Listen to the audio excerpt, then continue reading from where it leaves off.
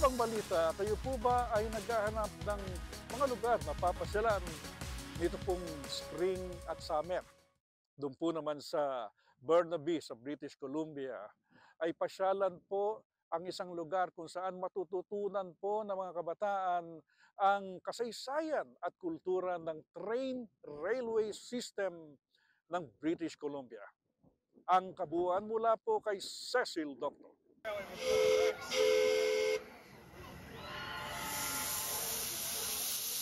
Tinaguri ang pinakamalaking miniature railway sa Canada, patok sa mga kabataan at pati na rin sa mga young ones ang Burnaby Central Railway tuwing spring at summer.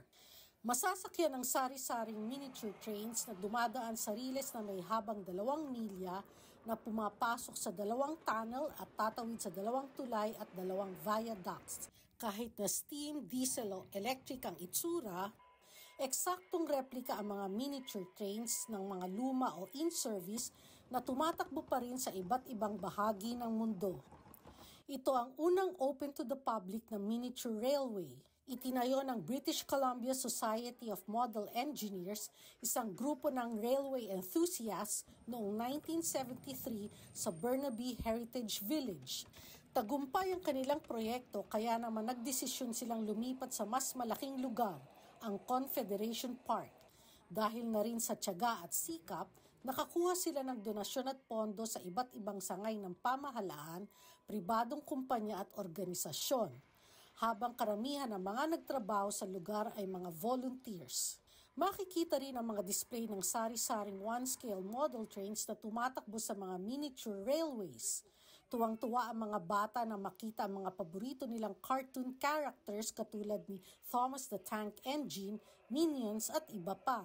Makikita rin ang mga pribadong koleksyon ng mga hobbyists katulad ng Model Royal Hudson train na pag-aari ni Brian Rue-Bottom na gawa pa noong 1935. This is 3.5 inch, so the wheels are spaced 3.5 inches apart. That's the gauge. It's a model of what's called a Hudson. So if you know what the Royal Hudsons are, it's a steam locomotive. Now this is the tender. The tender's got a water tank. Okay. It was made in 1935, so your primary source of energy is coal. Now there's another car here that the engineer sits on, and he has to shovel the coal into the firebox. So the firebox sits right about here. That's the firebox right there. The boiler sits above it with the water. The air moves through the firebox to give the coal the fire, or so it can burn. And then the air gets pulled through the boiler, and the air comes out this is the smoke box, and the air comes out the smoke box, out the chimney. The steam gets created up top, and it gets captured, and the steam runs through the piping. The steam comes down through the piping into the pistons, and that's what pushes the pistons, and it pushes these main driving rods that turn the wheels. These are the driving wheels. You've got 2 small wheels up front.